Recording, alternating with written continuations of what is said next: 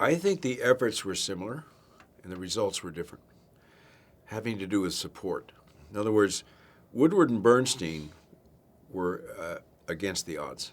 They were going against the powers of an administration, the powers of politics, but they were supported by their editor and their newspaper. They were supported. So they went against the odds with the support of their newspaper, with their bosses. In this film, they're doing the same thing. Dan and Mary are doing the same thing, but in the end, they do not have the support of their bosses. That's the difference. Each of these characters were trying to do the same thing, get to the truth about something when the odds were against it, when the pressures were against it. But the reason that Mary and Dan did not break through was they did not eventually have the support of their bosses because their bosses wanted the favor of the people they were investigating. I didn't know him that well. He and I had an encounter back in 1974 about an environmental situation out in the state of Utah, where he was representing 60 Minutes at that time, and that's how I met him. I always enjoyed him, but we didn't have much to do since then. When I was getting ready to do the film, I called him and I said, look, I'm going to be playing you. It's going to be tricky. Is there anything you want to tell me? He said, yeah, Bob, there's just one thing I would tell you. It's about loyalty.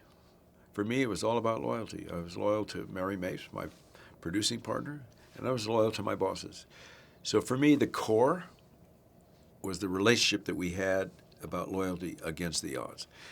So I took that to heart, and I said, okay, that should be in the film. That quality should be in the film, and I think it is.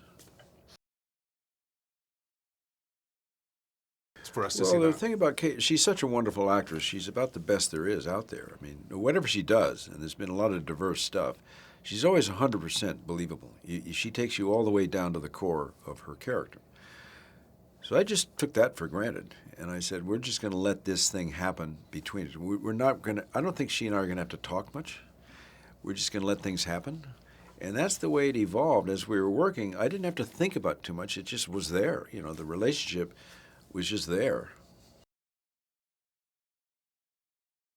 Well, unfortunately, I don't go to many movies, so I don't know. I'm not in tune with what's out there, so I can't comment on that. And I know the landscape's changing.